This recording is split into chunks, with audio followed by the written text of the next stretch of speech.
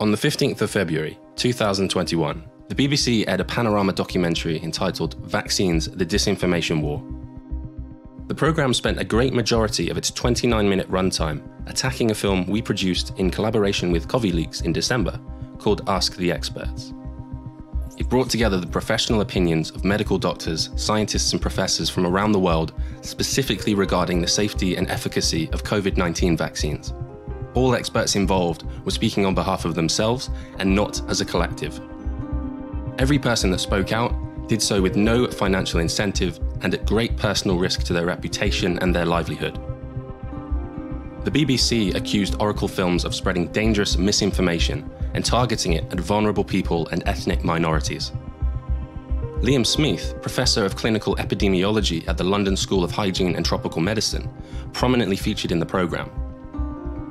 Smith claimed the information in Ask the Experts was putting the health of vulnerable people at risk, and that doctors spreading, quote, false claims should be investigated and perhaps even have their licenses revoked.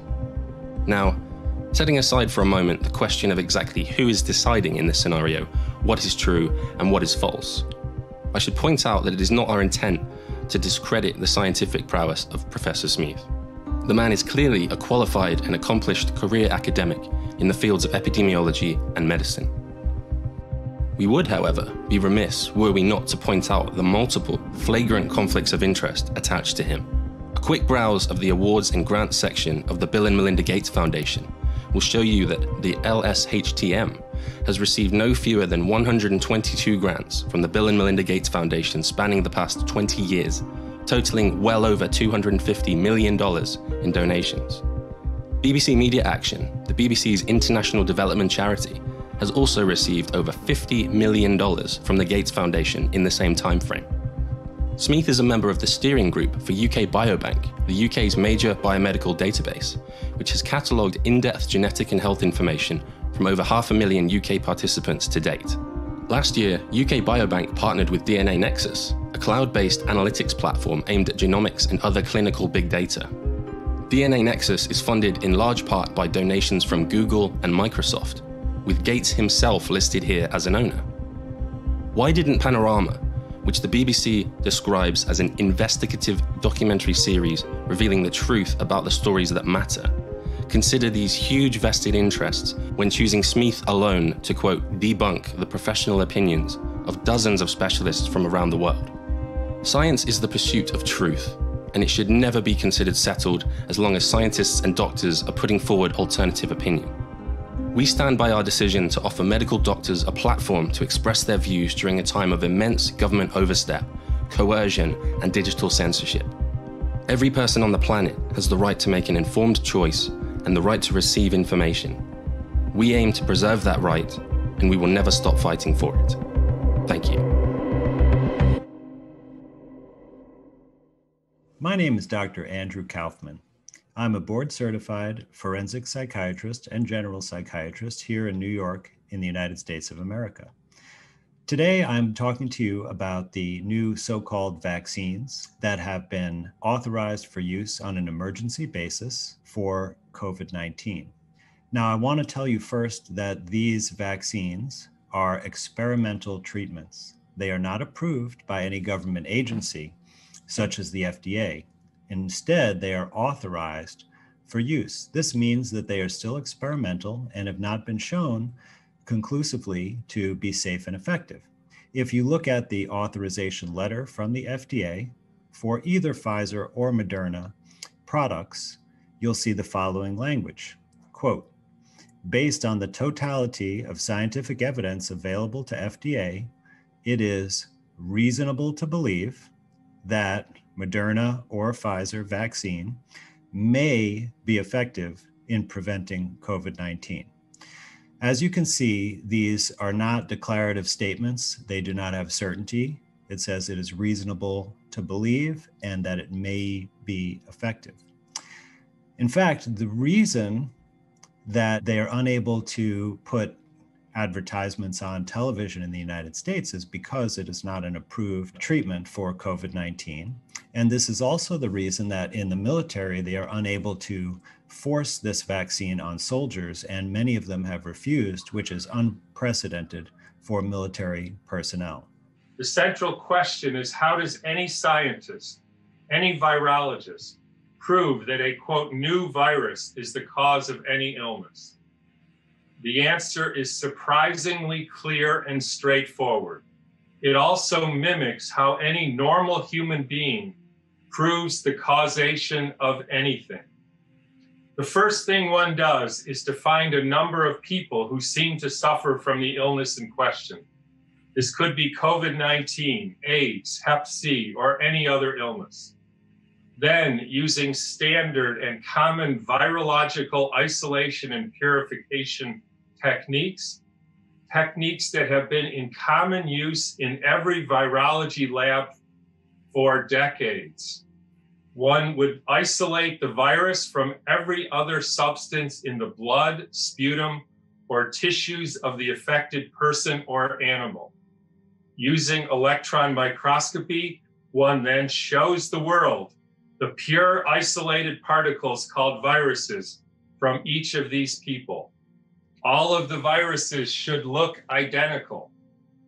The next step would be to analyze the genetic material of these identical particles using commonly available computerized genetic sequencing tools, which have also been available for decades.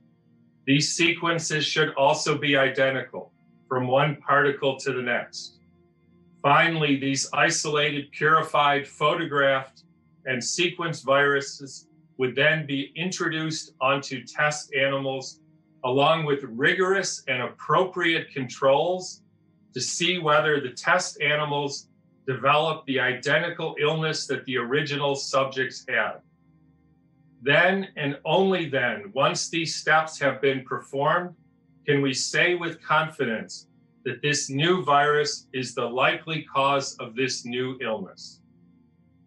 During this past year, I have spent countless hours looking for evidence that these simple steps were done for the illness called COVID-19 and that the virus called SARS-CoV-2 was properly isolated and characterized. To my shock and surprise, neither I nor anyone else I know looking into this issue has yet to find a single published study that even attempted to perform these simple and doable experiments. To my further shock and surprise, I found that not only were these experiments not done with SARS-CoV-2, but they were also not done with AIDS, Hep C, measles, or any other illness supposedly caused by pathogenic viruses. As shocking as this may be to hear, I now ask that if you dispute this, please make available the paper or papers that successfully did these simple experiments. The usual excuses for this utter failure to perform the proper scientific experiments are such statements as, well, there's not enough virus material to see in the sputum of sick people, or viruses are intracellular organisms and therefore can't be found in this manner outside the cell. My response is, if there aren't enough viruses can't be found from the tissues or secretions of sick people using an electron microscope, then how can these same unfindable viruses have the potential to kill us all? And if the viruses can't be found outside the cell, so therefore don't exist outside the cell, then how on earth does it spread from person to person? Finally, it is incorrect to say that this procedure I outlined above is just one way to isolate and characterize viruses. The reality is, it's the only way. Clearly, logic and common sense dictate that if you have not isolated the thing you are looking for, there is no possible way to determine what the thing is made of or what it alone does. The implications of what I am saying are enormous. If there is no proof of pathogenic viruses, then what in the heck is making people sick? What is causing what people are calling COVID symptoms?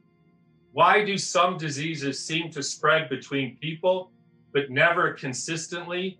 And most important, why are we locking down the whole world and risking losing an entire generation of children based on the fear of an imaginary virus? There is much that is very wrong with the novel coronavirus. Silencing any debate is professionally unethical, negligent, and untruthful.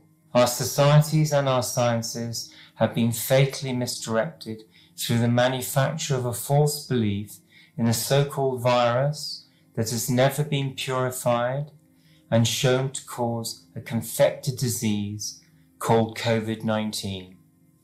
Our National Health Service has become a COVID health service run by the government and not by our healthcare professionals as it should be. It now boasts a murderous chain of command and control similar to that of the German health services in the Nazi era. This has come about because the science advanced to Boris Johnson by Imperial College London, led by Professor Neil Ferguson and the rest of the government-appointed scientists. This was despite Ferguson and Imperial College's poor track record. Many will remember Imperial College London and Ferguson are guilty of fueling the mad cow case-demic and trying to kickstart other pseudo-epidemics.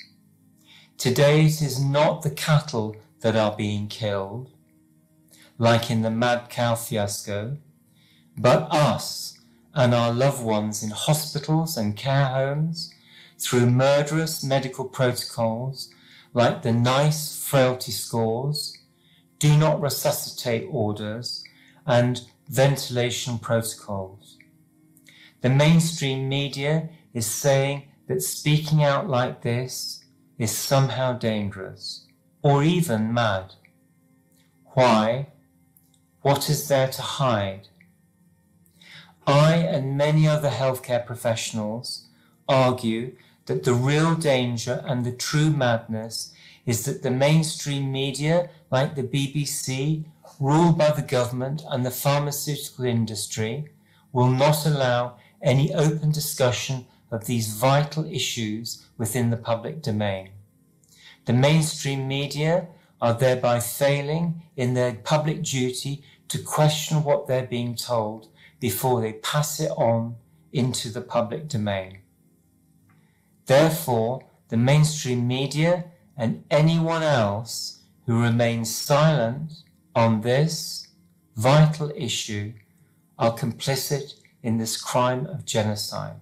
My name is Anne Virlafeen. I'm a medical doctor in Belgium, working a lot with chronic infectious diseases resulting in fatigue and pain. I'm very concerned about the way the COVID-19 vaccine rollout is pushed worldwide and how critical observations are labeled as dangerous for public health and are banned. The rising numbers of deaths we see in care homes after vaccination need to be examined so we can get a better understanding of what is happening exactly. We should also be careful with vaccinating people that have already had COVID-19. There are no safety data for this group, and it is a possibility that the acquired immunity may lead to more severe side effects from the vaccine.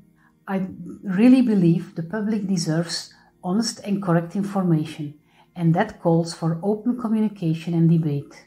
I am Hilde de Smet. I'm a Belgian medical doctor, and I'd like to say some more about the COVID-19 vaccines currently applied in Europe, in the US, and in other countries of the world. All the 3 vaccines are still in phase 3 of the clinical trials. Almost nobody is aware of this, but usually a medicine comes on the market in phase 4 when the efficacy and the safety of a vaccine or a medicine is sufficiently proven.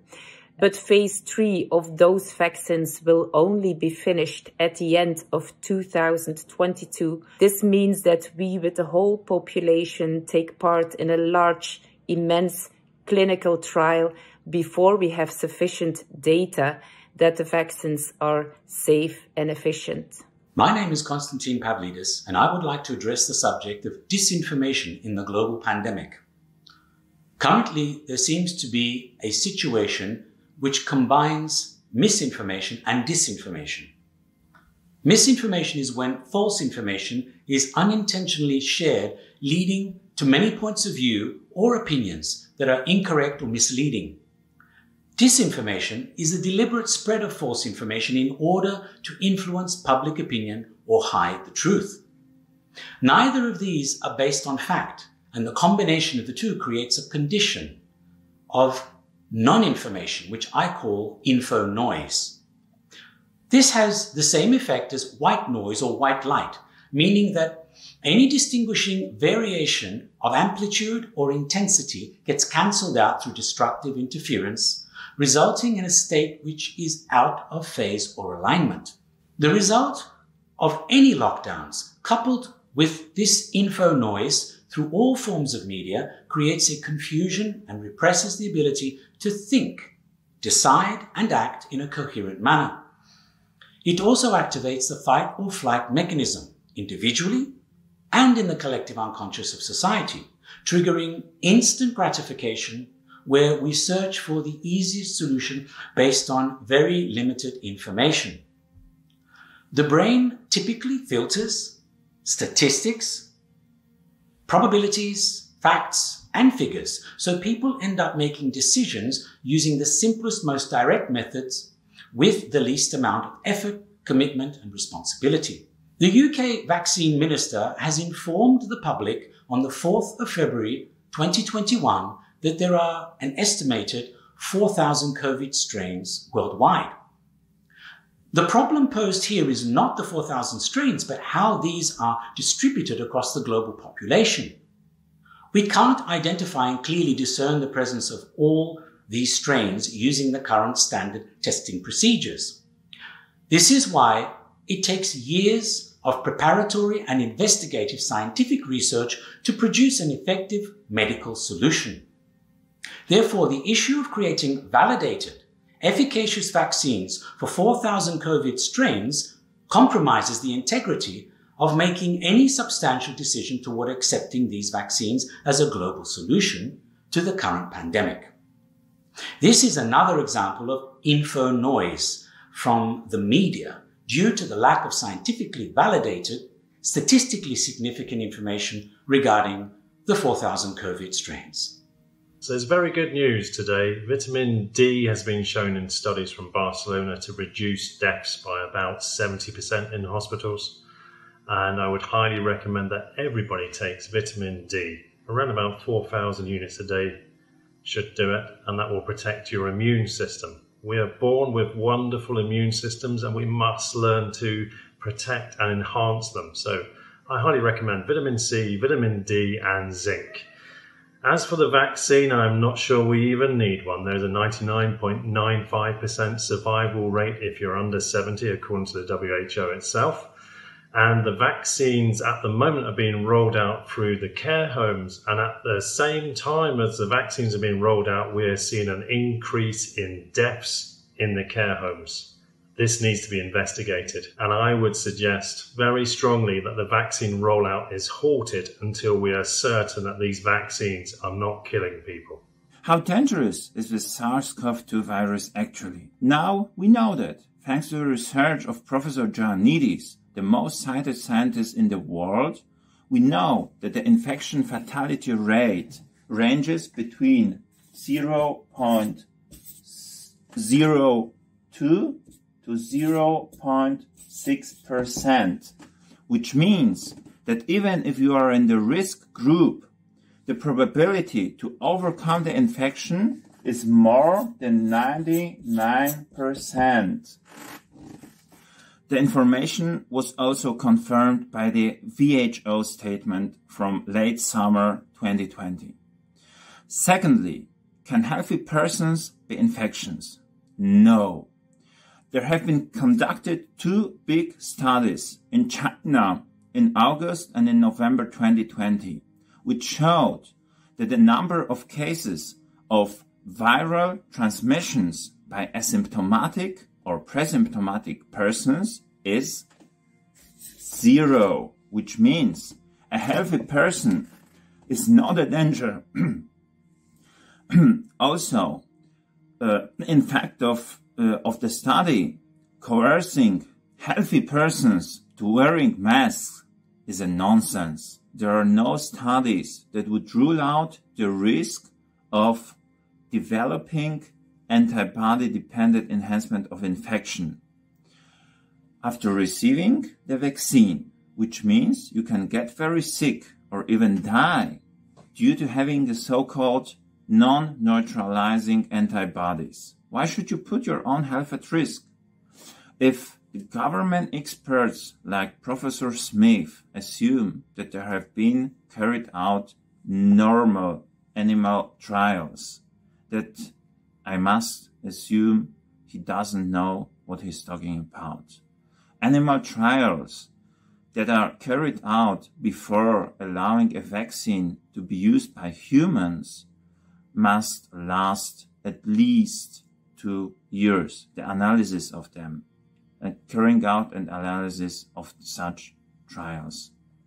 Peter Gutcher wrote a book called Deadly Medicines and Organized Crime, winner of the British Medical Association Book Award. As the former director of the famous Cochrane Institute, Denmark, his expertise and knowledge is beyond doubt. In this book, we learn that medicines are the third main cause of death, after cancer and cardiovascular diseases. Big Pharma and the vaccine industry have the model of organized crime. They cover up research results, conceal side effects, invent new indications to sell their toxic medicines. They bribe doctors and professors, sponsor universities, infiltrate continuing education and regulatory commissions, corrupt patient organizations, place false advertisements, defraud journals and editorial boards with ghostwriters. There is no juridical liability with this vaccine, so you bear all the risks yourself. The whole corona scam was put into place to make you fearful enough to take this vaccine. The definition of vaccine was recently changed because their legal immunity is only for vaccines. But this is not a vaccine. It is an experimental gene therapy with you as a guinea pig. It is a medical experiment on a worldwide scale. Therefore, the definitions needed to be changed to escape liability and make it look like a vaccine. Truth will set us free. Light will conquer darkness. We have been fed over the last 12 months a diet of corrupted data. We have seen distortion done at a level we could never have dreamt. We've seen our individual rights across the globe invaded and intruded upon by bureaucrats and political people who have no particular commitment to science itself. We've seen the phrase, follow the science, absolutely bastardized. We've seen the expansion of government by executive fiat in a willingness to absolutely push aside the legislative channels. And finally, we've seen citizens, whether they be young or old, people in business or not, we've seen them terrorized by what will the next decision by the politicians be. We have seen this done in the total absence of transparency. We've seen models that had no connection to reality, but we were not allowed to know what were the assumptions, on what was that model based. And when it was demonstrated that these people were way off the mark, there was very little accountability. So I'll say nothing more. I just want to say thank you for speaking out. I doubt that any of us would have chosen this path that we've been walking the last 10, 12 months. But whatever path we find ourselves on, I think it's our obligation to do the best we can. As Edmund Burke said, the only thing necessary for evil to prevail is for good men to do nothing. So thank you. Global depopulation is a real thing. And so the depopulation agenda, if we're trying to keep people from getting pregnant, we use HCG in their vaccines, we use lots of aluminum in their vaccines. And if we can't do enough, as Bill Gates has said in one of his TED Talks. So let's look at each one of these and see how we can get this down to zero. Probably one of these numbers is going to have to get pretty near to zero. That's back from high school algebra. But let's take a look. First, we've got population. The world today has 6.8 billion people. That's headed up to about 9 billion. Now, if we do a really great job on new vaccines, healthcare, reproductive health services, we could lower that by perhaps 10 or 15%. So the report of injuries and deaths, this comes from the VAERS database as of January 29th. According to the CDC's Vaccine Adverse Event Reporting System website, which is VAERS, part of the 1986 Vaccine Injury Compensation Act, these are the number of reported incidences so far. More than 500 reported deaths, 453 from the US, more than 11,000 reported adverse events and injuries, 690 reports of anaphylactic reactions to both the Moderna and the Pfizer vaccine, 139 cases of what they call facial asymmetry, which by everyone's standards is Bell's palsy, and there have been at least 13 miscarriages. And I challenge everyone who's listening to this to answer this question. Can you think of any other product in any other industry at any other point in time that has caused this much damage in 8 weeks, that is still on the market, and not only still on the market, but pushing for full steam ahead to get a little bit of this in every person's arm?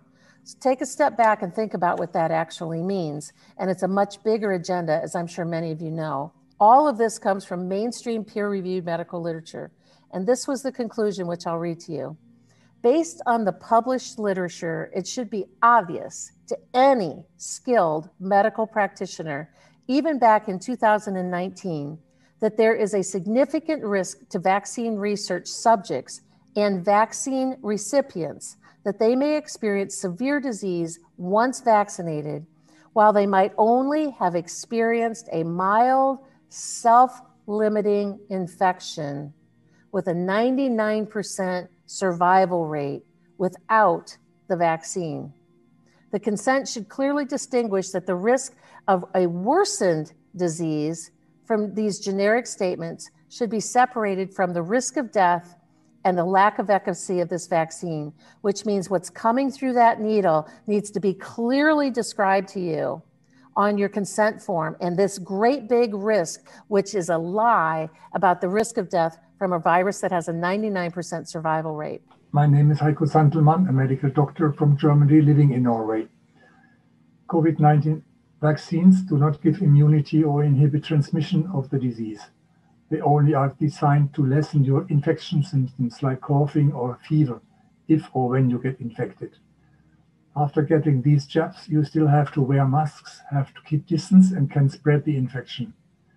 By referring to COVID-19 vaccines as vaccines rather than gene therapies, the governments are lying to you. I know it's hard to believe that you are lied to by the institution you have trusted for a lifetime, but you have to understand. If they would tell the truth, it would be illegal to come with claims like this jab is safe and effective. They would be forced to give you full information about the content, possible side effects and alternatives to a vaccine, ask for your consent in writing, and be liable for damages and deaths that might occur. If these GMO jabs were safe, why was it so important for the producers to get total immunity against liability for serious side effects and death? Since the vast majority of people who test positive for SARS-CoV-2 have no symptoms at all, they are not even be able to establish a causal link between the virus and the clinical disease called COVID-19. Just some ingredients. The AstraZeneca vaccine contains L-histidine, naturally occurring in the body, but when injected, the immune system can't differentiate between naturally occurring L-histidine from that present in the vaccine, and what may follow is a cascade of autoimmune reactions. Polysorbate, when injected, increases permeability of the blood-brain barrier, so passage of other ingredients through the barrier into the brain tissue is facilitated. Both Moderna and Pfizer vaccines use lipid nanoparticles that contain polyethylene glycol. Lipids exist naturally throughout the body, may be digested, but injection may cause the immune system to see all oily substances, including squalene, as invaders. The response is to create antibodies against them, result autoimmune disorders. Polyethylene glycol has never been used in an approved vaccine, may cause severe allergic reactions and anaphylaxis. The complete list of vaccine ingredients is not necessarily revealed. A petition for freedom of information is possible, but may be complicated. How on earth can vaccine promoters, including doctors, possibly recommend vaccines without knowing what they actually contain? People ask me all the time if what's going on is simply wrong or evil. And I've modified my decision. I believe that we've headed into evil. And I'm being so strong with my words because the American people and the people across the world have to know that you are being fed lies and disinformations. Let me share with you, first of all, as you know, people listening, early treatment works. Early treatment works. There's a virus, it's called SARS-CoV-2. It's fairly trivial in the history of humankind. Human beings have been through pandemics since the beginning of time. Viral illnesses crossing the globe will continue long after we're gone. We've never managed a situation like this, and it's unnecessary. Please go back to your lives, be happy, be joyful, and stop living in fear. From America's Frontline Doctors, stop living in fear. We'll be fine. We need people to understand that hydroxychloroquine, first and foremost, is a safe drug. We know it's safe. There is no doubt in my mind. If you can give it to a pregnant woman, if you can give it to an infant, if you can give it to a lactating mother, if it's never been a problem until 2020, it will never be a problem as a safe, effective treatment drug. I've been prophylaxing my elderly patients and keeping their immune systems healthy with a simple combination of supplements, including vitamin D, quercetin, and zinc. The oldest patient that I've had on this regimen that got COVID was 92 years old. She lives in a memory care nursing home, and the sum total of her symptoms when she suffered from COVID was a runny nose. She had a runny nose for less than a week, and she's back to her normal health. So we can beat COVID. There are so many things we can do with supplements to get our immune system healthy before we have COVID. If we do happen to get it, we can treat with hydroxychloroquine, ivermectin. Now that we see how cheap, widely available, and simple the things are that can treat this virus, it's a shame that the world leaders have convinced us, or so much of the world, that there's no treatment and there's no way we can beat this virus. That couldn't be further from the truth. It's time for these world medical bureaucrats to move aside and let us treat our patients. At this point, the science evidencing this pandemic's fallacy is overwhelming and rationally unquestionably. This is why there's no open debate taking place. Yet most people worldwide are either fully bought into this illusion or are feeling isolated and powerless not to conform. And none of us are exempt from these basic human conditions, so our work must start within. We must fully incarnate the new paradigm if we are to bring this to the world. This so far has not been happening in a systematic way. We can't resolve a problem with the same frame of mind that created it in the first place. While focusing on these basic human conditions, our work must concentrate at the municipal level, at the neighborhood, at the local group, and the common law as a technical key to overcome this power struggle. The solution to globalization is localization and the dawn of a real new paradigm for humanity. We are all one, and this has to become evident. The way this whole thing has started is based on fake science. If you look in the two articles of The Lancet and the New England Journal of Medicine published in January 24, the first case report from Wuhan, there were no isolation of the virus. They talk about our anemia. They didn't take because there were no virus. But most important, if you look at the PCR that was used to identify the sequence, they used a cycle threshold of 50 and 34, which by today's definition, this is at the time it was known, but this was fake news. And today, by the WHO definition, should be counted as false positive. So everything will fall apart. This is what has to be bringing out. We need to bring out this as scientists to the world, that if the whole pandemic was based on wrong information, then the whole pandemic does not stand. In February 2021, we're now dealing with new issues in relation to COVID-19 and the lockdown.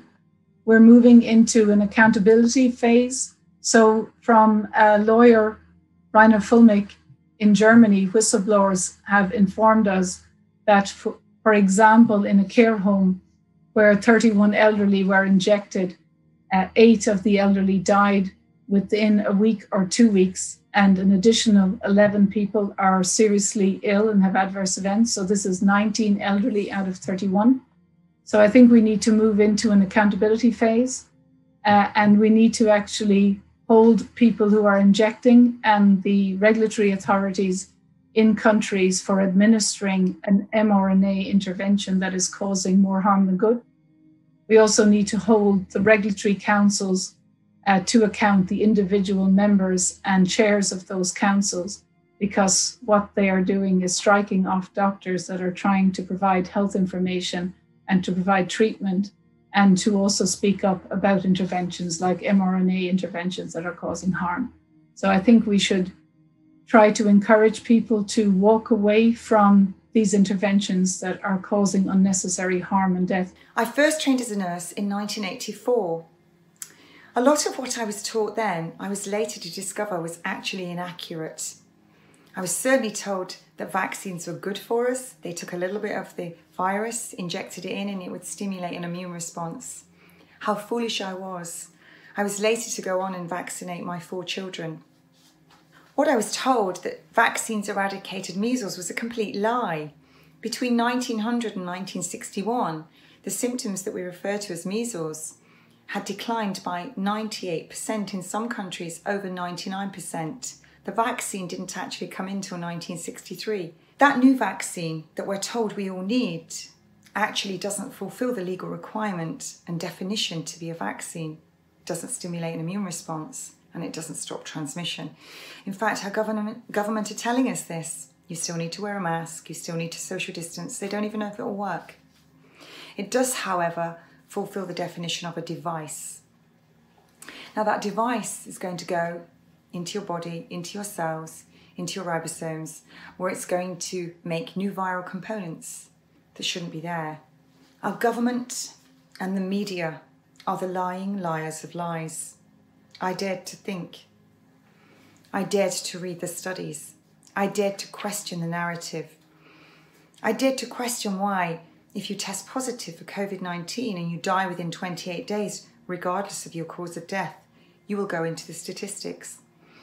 That the PCR test was never a diagnostic tool, and yet it's being used. That entire industries are now collapsing. People are losing their jobs and using food banks. Suicide has exponentially risen. After this unlawful lockdown, we are being terrorized by our media. Panorama, stating that they are this disinformation service, breaking through the disinformation. You are complicit in a crime. You are terrorizing the public. 33 experts, and you put 2 on your program. People, dare to think it could save your life. Thank you. Desde Montevideo, Uruguay, les habla el doctor Mario Cabrera Avivar, médico general, especialista en salud pública, ex asesor de OPS-OMS. La actual situación de emergencia sanitaria mundial, fruto de la ingeniería social basada en el miedo a la muerte, fue provocada por una élite con el objetivo de concentrar el poder, mediante la desinformación acerca de un problema de salud pública que no existió. Un enemigo invisible como un nuevo virus que nunca se aisló en vivo. Un diagnóstico inespecífico que no mide infectividad como el PCR, con el 100% de falsos positivos por encima de un umbral de corte de 35, como alertó el 7 de diciembre del año pasado la OMS. Por la decisión política de catalogar a los asintomáticos sanos como enfermos, por un confinamiento de sanos y su contacto con distanciamiento social y mascarillas, violando todos los derechos constitucionales. Y una vacuna salvadora que en realidad es un tratamiento génico experimental, que no garantiza seguridad ni inmunidad suficiente y duradera sin eliminar la medida restrictiva. Pese a todo lo cual, confío en el sentido común, la fuerza conjunta de la población cada vez más iluminada con nuestro apoyo, en base a la verdad que nos hará libres por el bien de la humanidad. In January, I was curious to see how it was going in Israel, because Israel was the first country to vaccinate its entire population, and the vaccinations started at the 18th of December 2020. That's about here on the graph.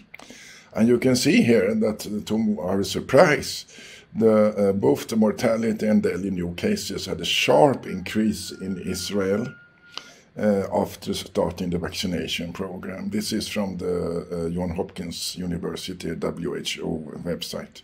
And Palestine, that is basically the same country, but they didn't get vaccinations, the Palestinians. They had a sharp decrease in new cases and mortality during the same time period. This was very strange, because you would actually expect something opposite to happen. During the 3-week period between doses, about 200 among 100,000 more than 65 years old vaccinated died. This is to be compared to the 4.91 dead among 100,000 dying from COVID-19 without vaccination, which is a 40-time increase in death rate among the vaccinated. Then this first reported 0.2 death rate was transferred to a 0.005 death rate by the Minister of Health without any explanation, which sounds very corrupted to me. And among the young people under 65 years, the increase in death rate was 260 times than if you compare to the vaccinated to the unvaccinated. And this was all done in order to produce a green passport valid at most 6 months and promote Pfizer sales. These estimated numbers of death from the vaccine are probably much lower than the actual numbers, as it accounts only for those defined as COVID-19 deaths for that short time period, and does not include later cardiac events, autoimmune reactions, and ADE, antibody-dependent enhancement. And the authors say vaccinations have caused more deaths than the coronavirus would have caused during the same period, and they also declare that for them this is a new Holocaust in face of Israeli authority pressure to vaccinate citizens. This is very strange. This would be big news, because this is very vital information from the country who is like the first one to vaccinate in big scale. And if it is, in my opinion, a mismanagement of information that the media doesn't report this on all the first pages of the world, because this is essential information for your lives. And I hope you will all receive this information and check it out thoroughly before you take any vaccines. We have reports from VAS in the USA that already more than 6,500 people died from the vaccine since they have been vaccinating in the end of December. Probably you have to say times 100, because we see that there is very low reporting of side effects and adverse side effects. And especially with the elderly and the frail people, they can say, yeah, but they had an underlying condition. But what I would like to share with you is I think that when people get 80 or 90 years old, they're very strong people, and they shouldn't just die after vaccination or experimentation, I would say. I've always hoped I was wrong in being so concerned already since the beginning of COVID. But it seems that we have been right. I know that there is a information war going on, and I am so sorry for that. So it's very difficult for the people that see these films to choose a camp, yeah, you can say. I am not here to influence you. I am here to inform you. We have lots of information also from Israel, where the vaccination campaign has been very, very efficient, and the government has admitted that they want to actually genetically modify the people. And this genetic modifying is very important to understand. You have to understand that you are you, also your soul and personality, because of your unique genetic code.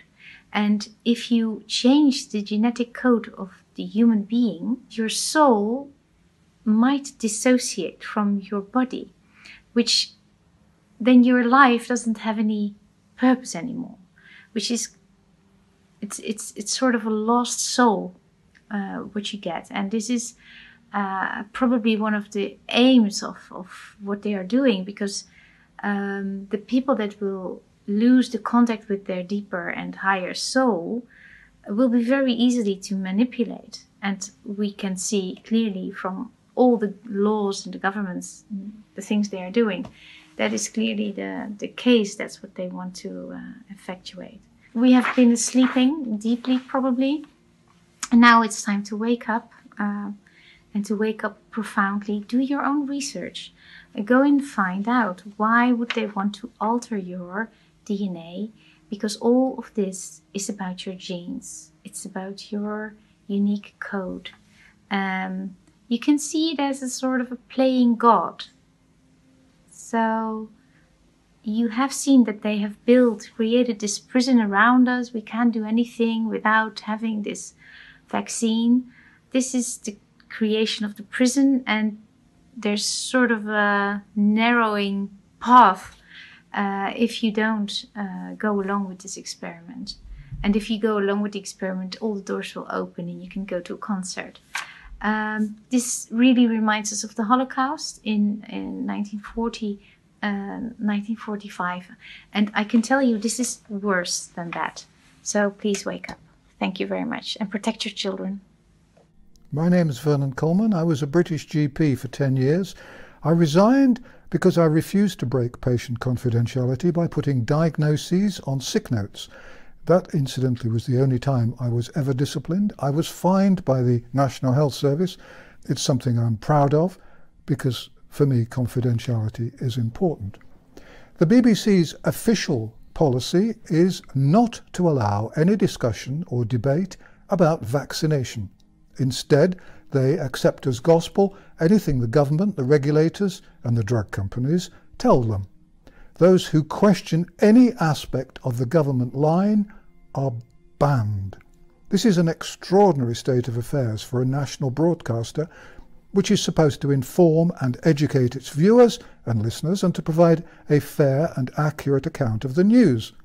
And it means that those who obtain all or most of their information from the BBC are never fully informed about a topic which is almost certainly the most important health issue of our times. To use a sporting metaphor, it's as though the BBC were to report on a football match between Manchester United and Liverpool, but to tell its viewers and listeners only what the Liverpool players were doing, and to count only the goals scored by Liverpool. The result, of course, is propaganda, and the BBC's policy exposes it to ridicule and contempt from independent scientists and from journalists. It's impossible to defend such a one-sided approach to informing the public, especially at a time when the public is desperate for accurate information. Despite all the government's propaganda and advertising, around a third of the population still have serious doubts about the planned vaccination programme, and there are millions who are desperately seeking solid, unbiased information upon which to base their decisions. They won't get that information from the BBC, which steadfastly denies the evidence and follows the official Gatesian line that the COVID-19 vaccines are effective and safe when the science clearly shows that they are neither. Indeed, instead of just refusing to debate with those who question the plan to give an experimental COVID-19 jab to everyone in the world, the BBC seems to do everything it can to demonise those who dare to tell the truth about the jab and indeed about everything else related to COVID-19.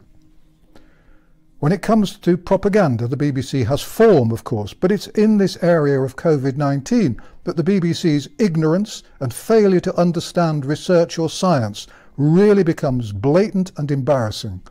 Their attempts to fact-check expert claims are so poor that I fear that an infant school teacher would be embarrassed if her pupils produced such shoddy work as part of a science project. For example, when the BBC decided that the government's official line on mask wearing needed support, they ignored around 100 solid scientific papers, interviewed a solitary advisor who said masks were essential and safe, quoted a curious WHO report that masks wouldn't lead to hypoxia, and then concluded that a whole library of scientific evidence could safely be ignored, or, in their words, debunked.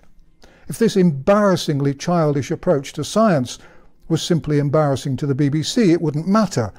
I don't think the BBC has much of a reputation anyway these days. But there are, sadly, some who still believe what they hear or see on the BBC, and the lives of those people are in danger as a result of this grotesque parody of journalism. By the time the COVID-19 fraud has been finally condemned, I believe the BBC will have been responsible for tens of thousands of deaths. What a long way the BBC has travelled from the stout and solid aims of Lord Reith, that the organisation should educate and inform. Like many others, I've spent most of the last year campaigning against this fraud because I know that governments around the world are engaged in a massive conspiracy. And for the record, my campaigning has cost me hugely in terms of reputation and finance. BBC staff are well rewarded to endorse the government's Gatesian line, but I haven't made one penny out of my videos or articles about this fraud. On the contrary, the cost in personal and financial terms has been massive. I made a video for Brand YouTube explaining exactly how my Wikipedia page has been deliberately altered to demonise me. That was done within days of my starting the campaign in March 2020. Anyone who says the COVID-19 jab is extremely safe and completely effective is lying. There is a long list on my website of just some of those who have been killed or injured by what is, without question, an experimental jab. Anyone who looks at my record will see that I've spent my life campaigning passionately on behalf of patients. I'm not going to be bullied into silence by people who don't understand the meaning of science or the responsibility of journalists. As always, everything I've said or written is based on hundreds of scientific papers and real evidence, much of which is available on my website, free.